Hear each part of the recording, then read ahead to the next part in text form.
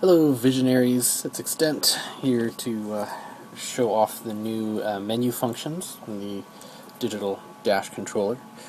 Um, as you can see, we have here the OLED screen and 3-button setup, so one button more than the typical Sigma bicycle computer, but I figure having the extra one makes doing data entry a little bit simpler.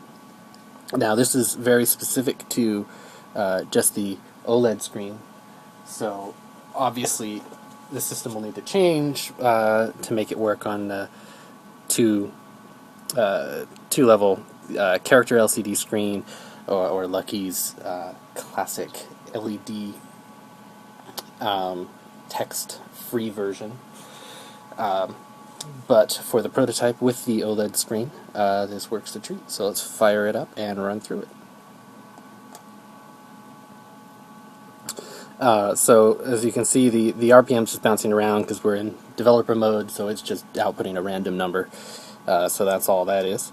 And we've got the speedo and our kilometers an hour, and the menu are the bottom two lines here. We popped up at the odometer to begin with. We can use the left and the right to go back and forth between the menus, and the menu to do some data entry. If we go left one, we go to the settings, and we can go to menu to pop the cursor down to the lower one, and we have the tach multiplier, which is the number of pulses per tach, and for our bike sets 2, 4-stroke with lost spark. And we can go left and right, and if we go right, we're down to the tire size, which is set to 1000 millimeters. We can set the odometer, and now if we want to change something, we can hit the menu button again, and it will put the cursor over to the right, and you'll see it'll highlight the first one. And now I can go up and down individual ones. So let's go down and put in, say, 20,000, 23,000, and this is in kilometers. I'm not doing the miles conversion in the settings yet, so just to keep the programming a little simpler here. So 23,001 miles, and once you hit the end and hit the menu button again, it wraps around to the beginning, and now we can go back and forth, keep going. The refresh rate we can pop over. Since there's only one, we have the little caret that moves. This sets how fast the screen refreshes, so I can put that all the way down. You'll notice the RPM is now only refreshing its numbers once a second. The default's 4, and you can go up as high as 9. Probably don't want to go this fast because it's really hard to read the numbers when they're jumping around like that, so 4 is a nice default. Menu to go back.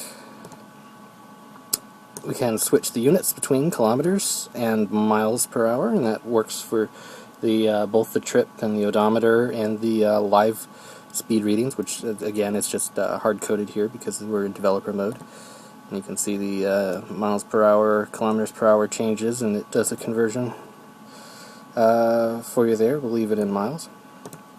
And down at the very, very bottom, the last one is exit. When you hit menu on exit, we'll go back up to the settings, and now we're in the top menu and go back again. So you can see here is the